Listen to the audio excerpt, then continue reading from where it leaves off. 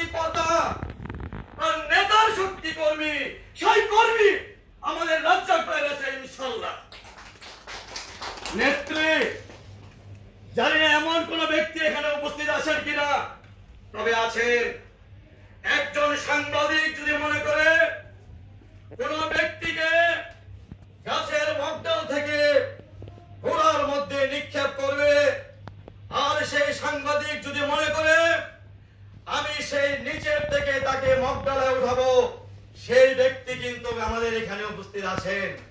একটি চ্যানেলের সাংবাদিক ভাই, আপনি এমন ভাবে লিখবেন যেন উনি বেশি কথা লিখতে আমি চাই না। দরকার হলে উনি নাম্বারটা নিয়ে যাবেন, আর যদি আপনার মোবাইলে কথা বলতে অর্থের সমস্যা হয় মেয়াদে মাফ করবেন, এই লঙ্গি মিলনকে আপনি কল করবেন, আপনার অ্যাকাউন্টে টাকা চলে যাবে কথা বলার জন্য। কারণ আপনি একাধিক ব্যক্তির সাথে ঘন্টার পর ঘন্টা কথা বলতে হয়। যেখানে মানুষ মৃত্যুর পরও টাকার প্রয়োজন, সেখানে মিলন হাজির, লঙ্গি মিলন, আখতারুজ্জামান মিলন, ওরফে লঙ্গি মিলন। আর মানুষের কষ্ট দেখতে চাই না। আমি সর্বদলের হাইব্রিডকে হুঁশিয়ার করে দিতে চাই, আপনারা এখন নৌকা ছেড়ে দাঁড়িয়ে যাচ্ছেন, এটা আমাদের বিএনপির জন্য শুভ বার্তা নয়, অশুভ বার্তা।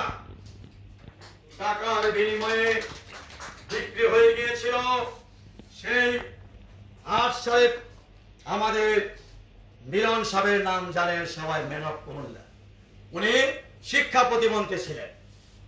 উনি নমিনেশন বিক্রি করা হয়েছিল টাকার বিনিময়ে। সেই মিলনকে এখন নমিনেশন সাচ্ছে। উনি বলছেন আমি বিএনপিতে ছিলাম, বিএনপিতে আছি এবং বিএনপিতে থাকবো ইনশাআল্লাহ। সুন্দর করে গুছিয়ে কথা বলতে পারে সেই ভদ্রলোক।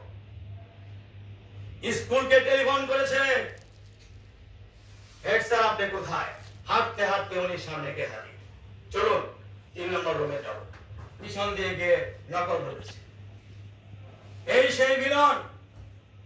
আমি মনে করি নেত্রী হাইব্রিডের কারণে হয়তো কোন এক নির্বাচনী